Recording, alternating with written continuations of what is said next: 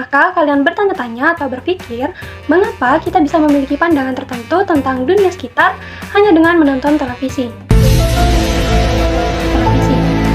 Nah, di episode ini, saya Handini akan mengenalkan kalian dengan teori kultivasi yang dikembangkan oleh George Gardner pada akhir tahun 1960-an, yang menjelaskan bagaimana televisi berperan membentuk persepsi kita tentang dunia. Nah, sebelum kita mengenal lebih jauh tentang teorinya, mari berkenalan terlebih dahulu dengan tokoh yang mengembangkan teori ini. Teori ini dikembangkan oleh George Gardner yang merupakan seorang ilmuwan sosial terkemuka yang sangat dihormati di bidang komunikasi massa. Gardner bersama rekannya Lawrence memulai penelitian tentang dampak televisi terhadap masyarakat tahun 1960-an hingga tahun 1970-an, khususnya melalui proyek indikator budaya yang dilakukan di Universitas Pennsylvania. Gardner juga terlibat dalam berbagai komisi pemerintah Amerika Serikat yang meneliti pengaruh media, terutama terkait kekerasan dan perilaku sosial.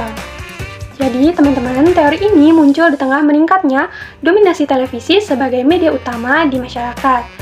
Gardner bersama timnya ingin memahami apakah paparan jangka panjang terhadap televisi bisa membentuk cara kita memandang dunia sekitar. Mereka menduga bahwa televisi bukan hanya sekedar alat hiburan, tetapi juga punya kekuatan yang sangat besar dalam membentuk persepsi sosial, terutama saat seseorang tidak memiliki pengalaman langsung terkait topik yang ditayangkan. Inti dari teori ini adalah bahwa televisi membentuk realitas sosial dalam benak penontonnya. Semakin sering seseorang menonton televisi, maka semakin besar kemungkinan ia mempercayai bahwa dunia nyata seperti yang digambarkan dalam tayangan televisi tersebut. Dengan kata lain, realitas yang dikonstruksi televisi bisa menggantikan realitas objektif yang sebenarnya. Nah, sekarang coba pikirkan, seberapa sering kamu menonton televisi dalam sehari? Dan apa jenis acara favoritmu? Lalu, apakah kamu pernah merasa pandanganmu tentang sesuatu berubah setelah menonton acara tertentu? Tuliskan jawabanmu di komentar ya. Setelah kita mengenal dasar teori kultivasi, sekarang saatnya memahami 5 asumsi utama yang menjadi landasan teori ini. Yuk kita lihat mengapa televisi berpengaruh dalam kehidupan kita. Tapi sebelum mulai, coba jawab pertanyaan berikut ya.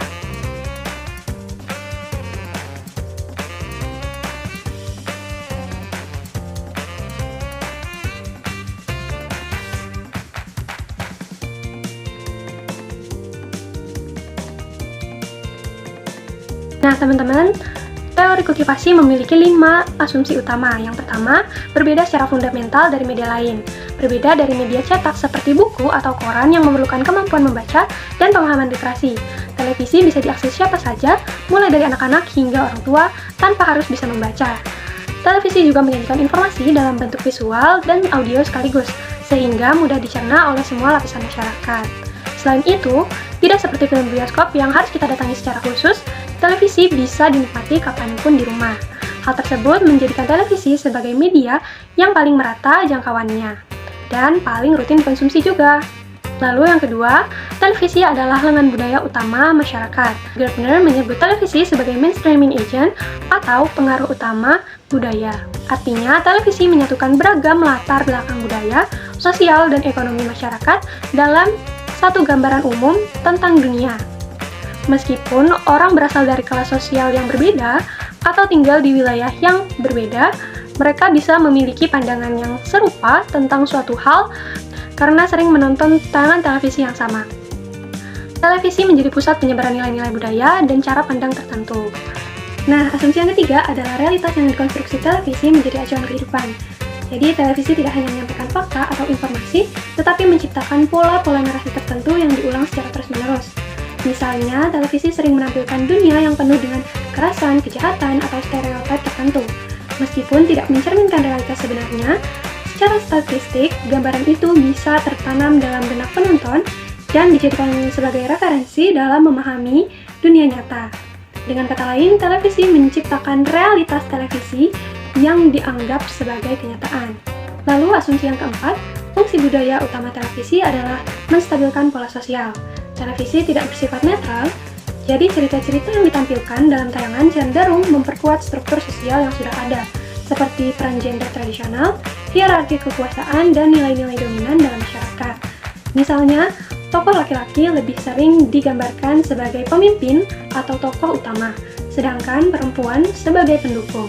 Dengan menyajikan cerita yang berulang seperti ini, televisi memperkuat norma dan relasi kekuasaan yang sudah ada, sehingga ikut menjaga kestabilan sosial. Lalu, asumsi yang terakhir adalah pengaruh televisi bersifat kecil, tapi konsisten dan meluas. Mungkin kita tidak langsung berubah pandangan hanya karena menonton satu tayangan. Tapi, jika kita terus-menerus terpapar pada pola yang sama selama bertahun-tahun, tanpa disadari persepsi dan keyakinan kita bisa berubah. Efek televisi bukan bersifat dramatis, melainkan bertahap dan halus seperti tetesan air yang lama-lama mengikis batu. Itulah kenapa teori ini berbicara tentang efek jangka panjang terhadap konstruksi realitas sosial. Nah teman-teman, setelah memahami teori dan asumsi dasar, sekarang kita akan membahas bagaimana teori kultivasi ini diuji dan contoh nyata pengaruhnya dalam kehidupan kita sehari-hari. Nah selanjutnya adalah penjelasan tahapan analisis menurut Dominic. Ada 3 tahap analisis kultivasi. Yang pertama, analisis konten televisi. Tahap pertama ini adalah meneliti isi tayangan televisi. Para peneliti menganalisis program-program TV untuk melihat tema apa yang paling sering muncul. Dalam tahap ini, kita mencari pola-pola yang berulang karena pola ini yang nantinya bisa mengkultivasi cara berpikir penonton.